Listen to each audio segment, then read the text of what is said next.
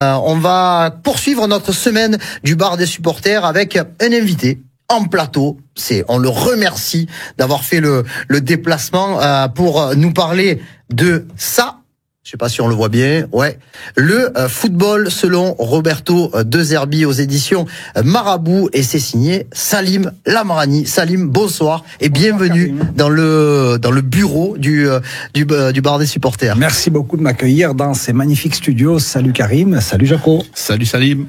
On est très content, Jaco. Le trajet s'est bien passé? Ouais, on n'a pas eu le temps de placer un mot chacun. Non, c'est vrai que Salim, de suite, c'est la sympathie, le sourire, et ça match dès les premières secondes. Donc on est très très très heureux parce que c'est un garçon riche en anecdotes et ça fait du bien. Bonsoir, bonsoir mon ami Jeff. Comment ça va? Écoutez, ça fait plaisir déjà de recevoir Salim et puis de parler encore ballon rond comme d'habitude.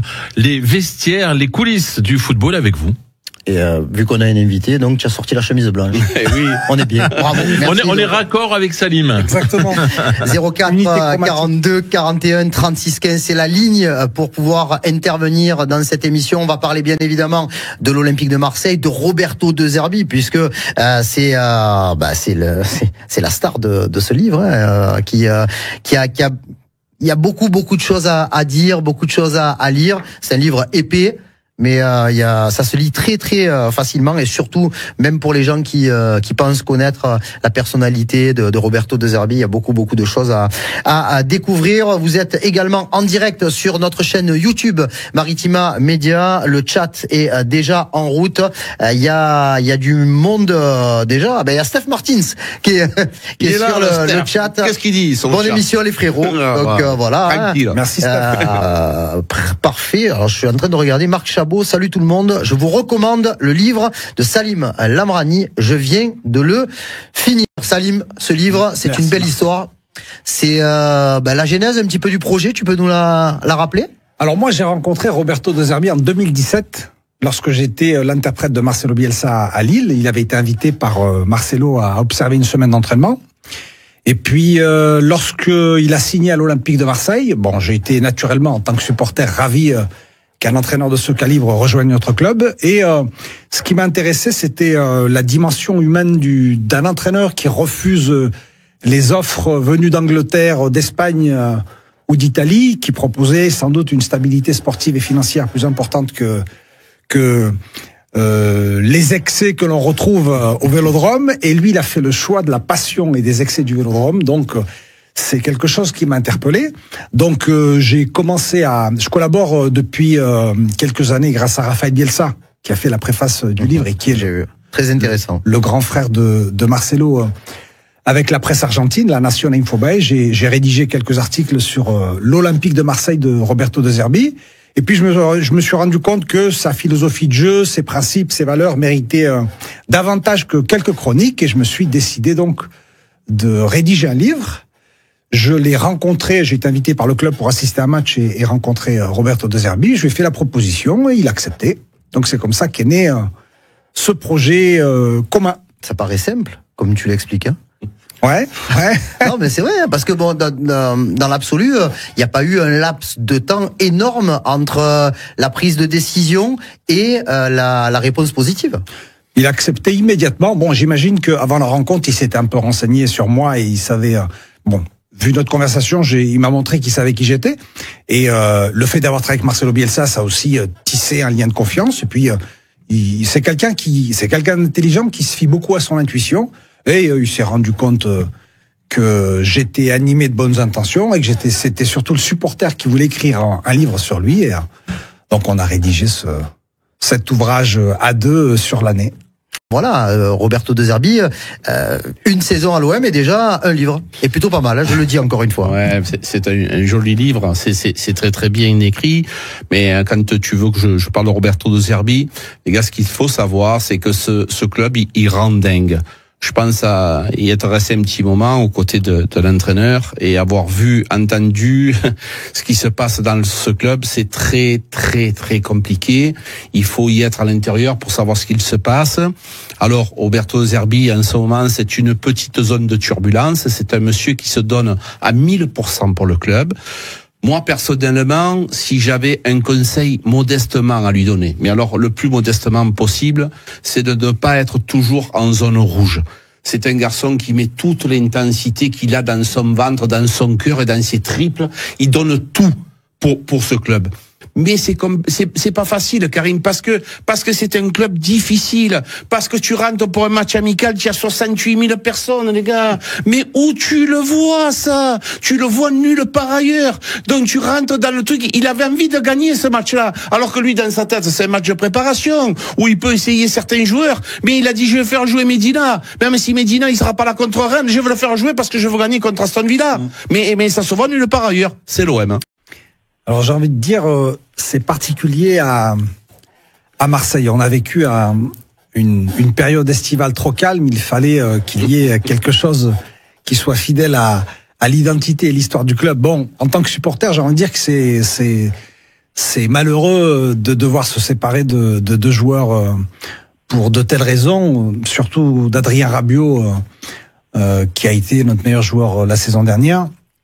Pour que le club prenne une telle décision, c'est qu'il a vraiment fallu qu'il se passe quelque chose de grave, de gravissime, que on atteigne un point de non-retour qui oblige le club et Roberto De Zerbi. Roberto De Zerbi, la dernière chose qu'il souhaitait, c'était de se séparer de son meilleur élément. Donc j'ai cru comprendre que c'était une décision collégiale entre Mehdi Benassia, Pablo Longoria et Roberto De Zerbi. Je crois que c'était sans doute une décision obligatoire, vu les circonstances, comme il le dit, pour sauver la saison. On ne peut pas laisser passer un incident d'une telle gravité sans que ça ait un impact sur le reste de la saison. Donc l'explication, j'ai lu attentivement écouté attentivement les explications de Mehdi Benassia et de Pablo Longoria hier, et je dois dire qu'elles m'ont convaincu. Effectivement. La première victime de cette histoire, c'est l'OM. C'est le club, ce sont les supporters, et c'est quelque chose dont on aurait bien voulu se passer. Et Roberto De Zerbi, c'est quelqu'un qui accorde sa confiance. Par contre, il a une exigence, c'est qu'il ne faut jamais trahir cette confiance. Donc j'imagine que si cette décision collective a été prise, c'est qu'il y a rupture du lien de confiance qu'il y ait Adrien Rabiot au club, au staff, à l'équipe, etc. Moi, en tant que supporter, je le regrette. On a débuté la saison par ce mauvais résultat à Rennes, qui est pas dramatique en soi, c'est que le début de la saison, mais on aurait bien pu se passer de cette altercation qui a eu des conséquences très importantes. Tu connais bien Marcelo Bielsa, qui lui a vécu une expérience particulière en claquant la porte du club après une défaite à domicile inaugurale. Et du coup, est-ce qu'on pourrait revivre ce genre de situation avec quelqu'un comme Roberto De Zerbi? Alors, comme tu le sais, Karim, Marcelo Bielsa a quitté le club, non pas en raison de la défaite inaugurale, mais pour une rupture du lien de confiance avec la direction. Il faut savoir qu'il avait passé plusieurs semaines à négocier le renouvellement de son contrat, et que 2 jours avant la reprise du championnat, l'avocat de Margarita Louis-Dreyfus arrive et lui dit finalement, on va renégocier le contrat, on va vous enlever 10%, mais pas vous, Marcelo, pas votre salaire, mais à votre staff. Vous imaginez la somme dérisoire qui peut représenter 10% du salaire du staff. Donc, j'en arrive qu'à une seule conclusion, c'est que Margarita Louis-Dreyfus souhaitait se débarrasser de Marcelo Bielsa, et elle ne pouvait le faire qu'en utilisant ce stratagème. C'est-à-dire, elle savait très bien que Marcelo n'accepterait pas que l'on revienne sur la parole donnée, et elle ne pouvait pas le renvoyer parce que sinon ça aurait été la révolution à Marseille, et donc il y a eu ce dénouement, le départ forcé de Marcelo Bielsa pour des raisons éthiques. Roberto De Zerbi, ce n'est pas quelqu'un qui fuit l'adversité. C'est quelqu'un, au contraire, vu son tempérament méditerranéen, qui n'a pas peur des obstacles. Il ne quitte le club que pour 2 raisons. La première, c'est une rupture du lien de confiance avec les dirigeants, et je ne crois pas que ce soit le cas. Et la deuxième, c'est lorsqu'il arrive à une fin de cycle.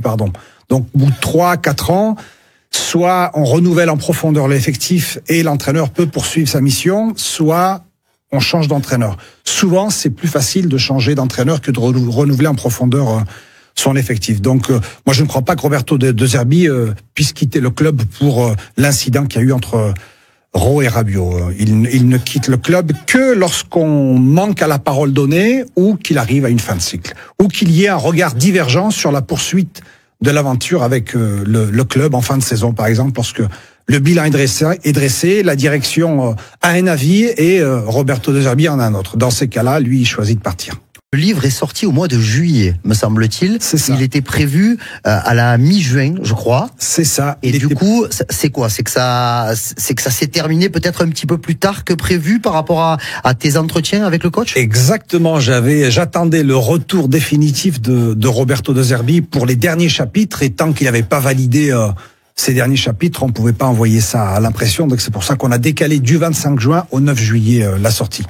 Et comme juste après la fin du championnat, il est parti aux États-Unis pour la réunion annuelle avec Frank McCourt. Avec Pablo Emedi. Avec Pablo Emedi, ça a retardé un petit peu la lecture finale des dernières pages. C'est la raison pour laquelle on l'a décalé. Et Karim, c'est vrai ce que dit Jaco. En moyenne, sur une saison, pour chaque match, tu as entre 4 joueurs absents, 4 et 6 joueurs absents, soit pour de blessures ou suspensions. Donc là, on est dans la moyenne. Non, mais là où on a été mal servi, Salim, c'est que pour le match contre Aston Villa, on avait quasiment notre effectif au complet. Ouais, et puis on a fait un super match.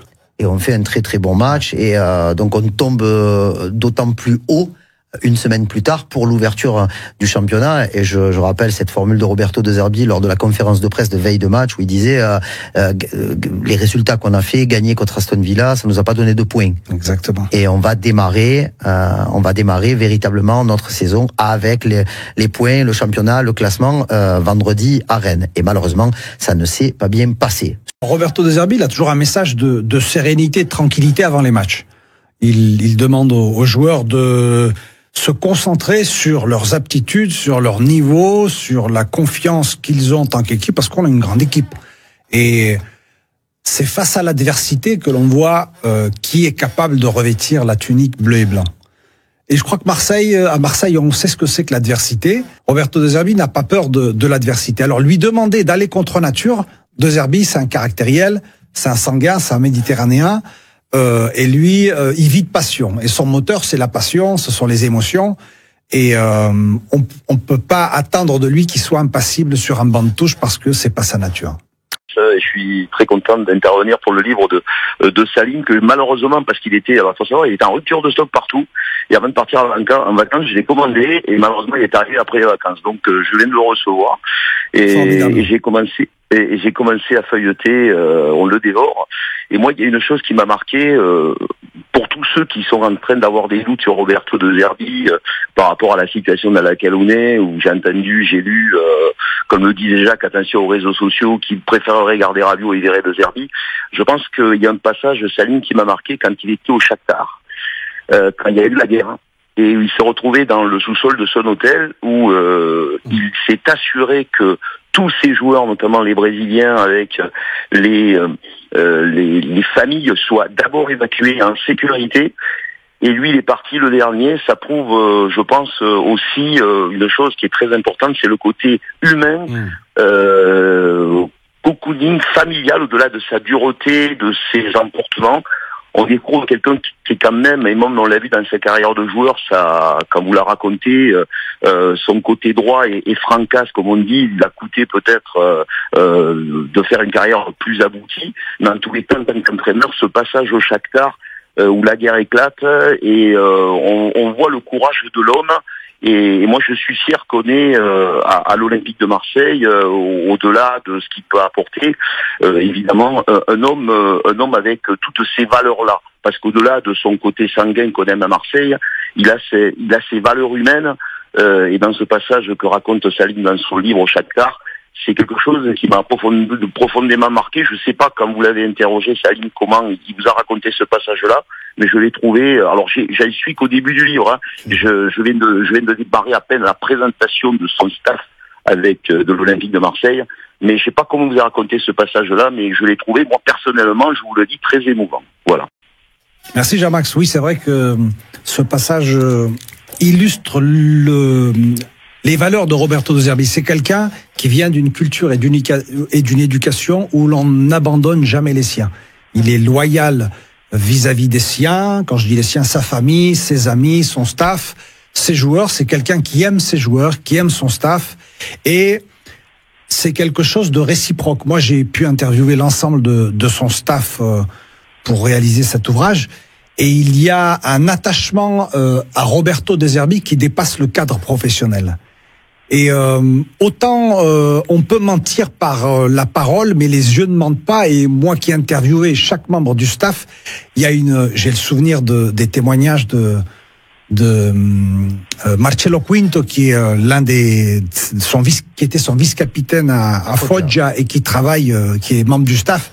Il y avait un respect, une admiration, une affection pour Roberto De Zerbi qui dénotait ses qualités humaines. On n'a pas de respect, de sentiment, de loyauté si on n'a pas affaire à quelqu'un de bien qui a une colonne vertébrale de principes et de valeurs. Et comme tu le racontes au Shakhtar, ça a été le dernier à quitter le club.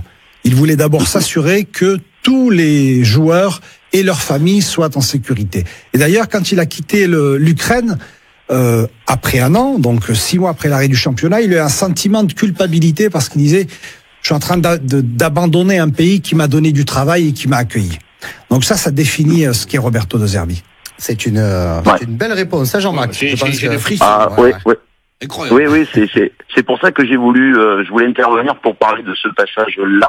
On comprend que Roberto De Zerbi, qui fait une carrière de joueur honnête, mais qui n'est pas un grand joueur entre guillemets du football italien, pourquoi son caractère est plus adapté au poste d'entraîneur que de joueur, meneur de jeu, joueur offensif au grand talent technique? Comme tu as pu le découvrir, Karim, Roberto De Zerbi, c'est un sanguin. C'est un anticonformiste, c'est un rebelle, c'est quelqu'un qui est rétif à l'autorité.